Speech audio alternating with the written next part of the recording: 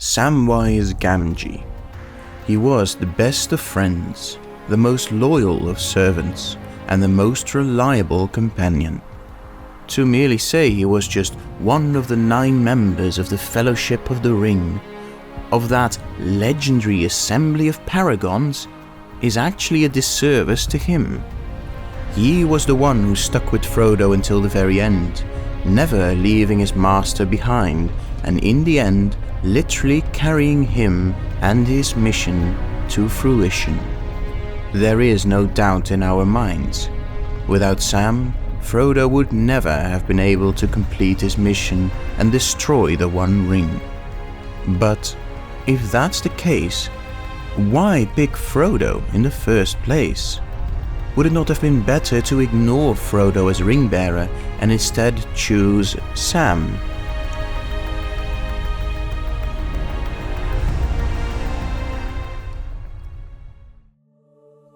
Welcome back, Meldonjar, to this latest lesson. Don't forget to subscribe and ring the bell to be notified of the next lesson, where we will look at whether the fiery winged Balrogs could actually use those wings. And for those who cannot wait until then, be sure to check our Patreon, where a few dollars allows you to get a say in what subjects we address and earlier access to the next video. However, this week we will see if the Council of Elrond had actually made a mistake when they failed to choose Sam as the ring bearer. Many of us recognize and respect the wisdom of Lord Elrond, but very few to none of us imagine him to be infallible.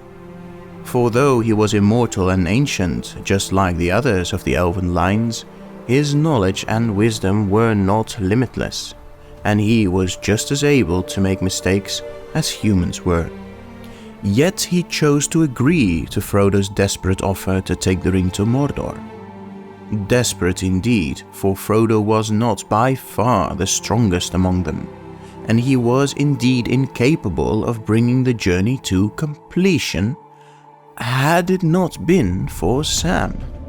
It was Sam who supported Frodo when he wavered, who gave him advice when he needed it, who remained optimistic and in a good mood, as good as the circumstances allowed it, right up to the very end, who even proved himself capable of being the ring bearer for a while when Frodo had fallen to Shelob, and who later willingly gave back the One Ring to Frodo, who by then had already started to fall to it.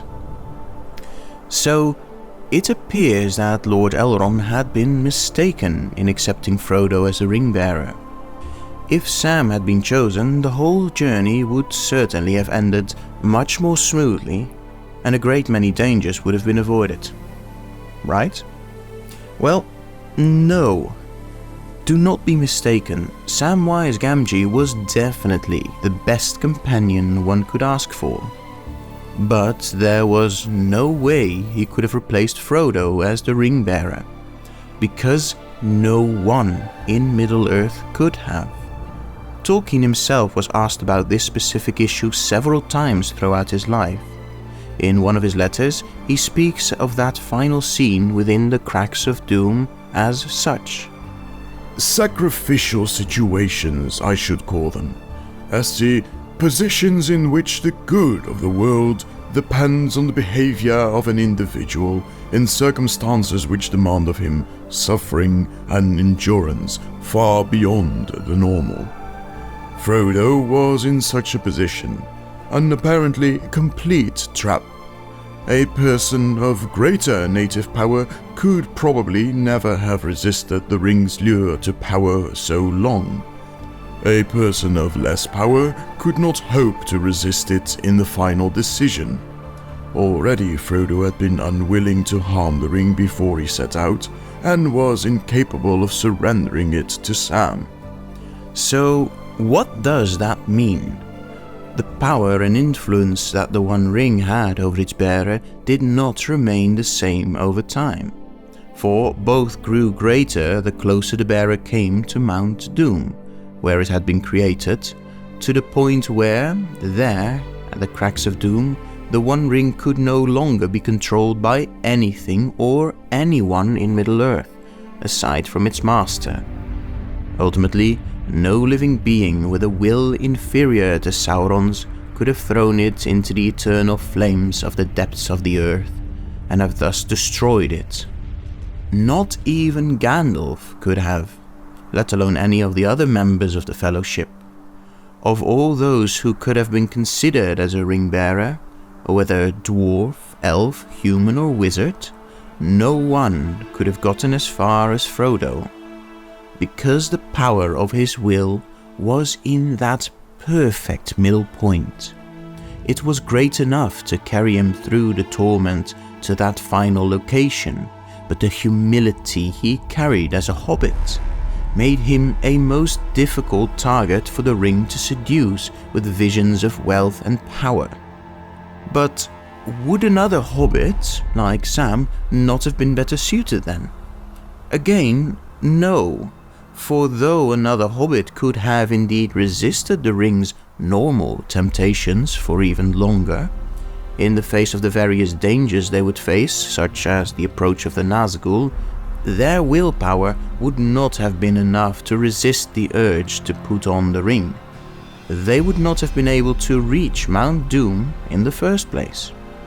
As Tolkien, in another of his letters, says, Frodo deserved all honor because he spent every drop of his power of will and body, and that was just sufficient to bring him to the destined point, and no further.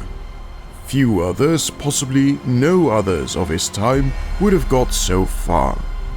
Yes, Samwise had been an excellent ring-bearer in the short time he had taken on the role. He had rejected the illusions and suggestions of the ring, and he had indeed kept a clear head most of the time. But so had Frodo for the first 17 years the One Ring had been in his possession. And though it still was no small feat from Sam, it did not compare to the horrors Frodo had faced whilst having to deny the ring's allure at the very same time. If Sam had carried the One Ring from Rivendell to Mordor instead of Frodo, the suffering endured would have been the same. Over the many countless days, the One Ring would have worn him down, over and over, until in the end he no longer had the strength to resist it. He would have given in and failed, not because he was unsuitable or even weak-willed, but because everyone in Middle-earth would have failed in that situation. Sam would have claimed the ring for himself, dooming the mission to failure, most likely before they would have ever reached the foot of Mount Doom. As Tolkien explicitly wrote in his letters, there would have been no better ring-bearer than Frodo, though not alone, mind you.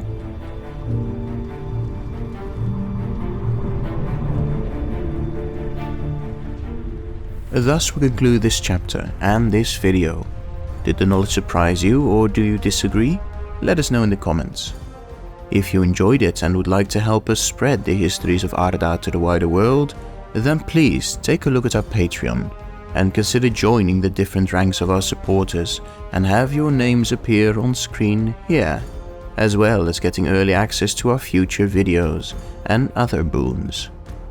But regardless of that, be sure to subscribe and click the bell icon to be notified of the next chapter in the Mysteries of Westerness, when we will look at whether or not the Balrog's wings were actually useful for something. But for now, I've been Irjikor Kuruvan, and I wish you all Namarie Meldonjar.